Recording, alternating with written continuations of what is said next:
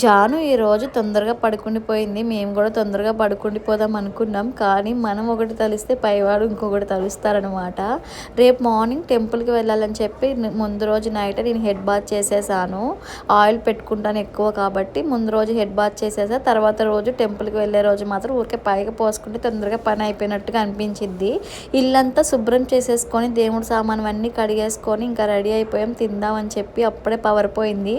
ఒక పక్కేమో బాగా ఆకలి వేసేస్తుంది, ఇంకా ఉండలేకపోతున్నా. కానీ చీకట్లో తింటే దయ్యాలు తిన్నట్టు అని చెప్పి చిన్నప్పుడు మా నాన్న చెప్పేవాళ్ళు. దాని తర్వాత పెద్దవాళ్ళందరూ చెప్తున్నప్పుడు వినేదాన్ని. అదే నిజమని ఇప్పుడు కూడా నేను చీకట్లో తిన్నా. ఈ విషయం ఎంతమంది నమ్ముతారో కామెంట్ చేయండి. నేను రేపు మార్నింగే కావాల్సినవి అన్నీ రెడీ చేసుకొని పెట్టుకున్నాను పూజకి. ఇంకా రేపు మార్నింగ్ ఇంట్లో దీపం పెట్టుకొని టెంపుల్కి అయితే వెళ్ళాలి. ఏ టెంపుల్కి వెళ్ళాము ఏంటి అన్నది నెక్స్ట్ వీడియోలో అప్లోడ్ చేస్తాను. 12కి కరెక్ట్గా పవర్ వచ్చిందనమాట. అప్పుడు తింటున్నాము దయ్యాలు తిన్నట్టు. ఇంకా తప్పదు, దయ్యాలు తిన్నా భూతాలు తిన్నా ఇంకా ఏ టైంలో ఆకలిస్తే ఆ టైంలో తినడమే. ఇంకా తినేసిన తర్వాత మొత్తం స్టవ్ అంతా కూడా శుభ్రం చేసేసుకొని గిన్నెలన్నీ కడిగేసుకొని అప్పుడు పడుకుంటా ఏ టైం అయినా సరే.